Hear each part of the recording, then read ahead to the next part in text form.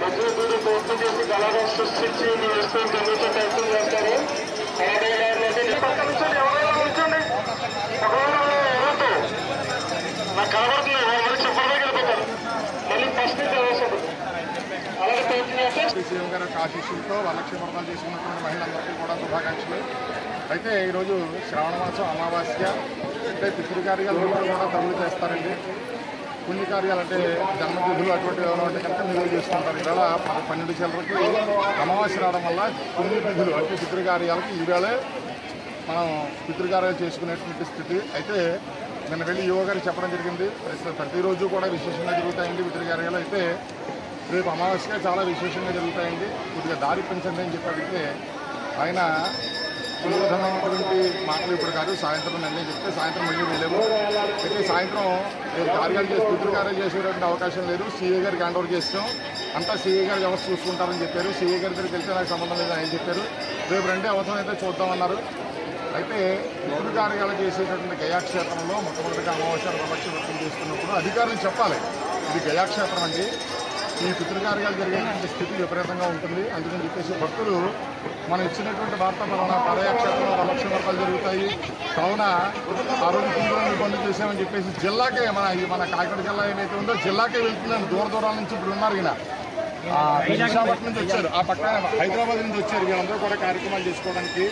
అంటే కార్యక్రమం చేసుకోవడానికి ఏ విధమైన అవకాశం లేదు. ఇక్కడ ఉన్నటువంటి ధర్మశాలలో వెళ్ళమంటే చేసుకోమంటే కనుక శవాలను తీసుకెళ్లేటటువంటి దారిలోంచి పిండాలు కలుపుకుంటున్నారని బయట అక్కడ రోడ్ల మీద చేసుకున్నటువంటి కార్యక్రమానికి శవాలు తీసుకెళ్లేటటువంటి దారిలోంచి పిండాలు తీసుకెళ్ళి కలుపుకుంటారని ఎవరైనా మన ఇంట్లో తన పితృదేవతల కార్యక్రమం చేస్తే అలా చేస్తామండి. అధికారులకు ఒకటి, అదేవిధంగా ప్రజలకు ఒకటేనండి. ప్రజలు ఓట్లు వేస్తేనే కదండి అధికారులు అయ్యారు వాళ్ళు.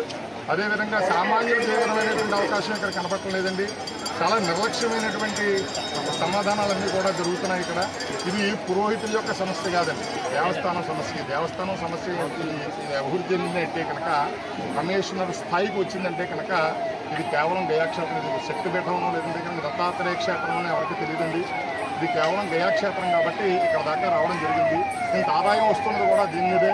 కావున ఎమ్మెల్యే గారు, డిప్యూటీ సీఎం గారు ఎవరైతే ఉన్నారో దయచేసి ఈ యొక్క సమస్యని పరిష్కరించాలి. కాబట్టి ప్రతి సంవత్సరం కూడా ఇప్పటివరకు ఎప్పుడు ఇలా జరగలేదు. కోనేటి ముందు భాగం తూర్పు భాగంలో టెంటలు ఇచ్చి, ఇప్పుడు చూడండి అక్కడంతా తూర్పు భాగం ఖాళీగా ఉంది, ఆ ప్రాంతంలో టెంటలు ఇచ్చి ఈ పితృకార్యాలన్నింటినీ కూడా తగిన సదుపాయాలు పూర్వం అందరూ కూడా ఏర్పాటు చేసి ఏ విధమైనటువంటి సమస్యగా లేకుండా చేసేవారు.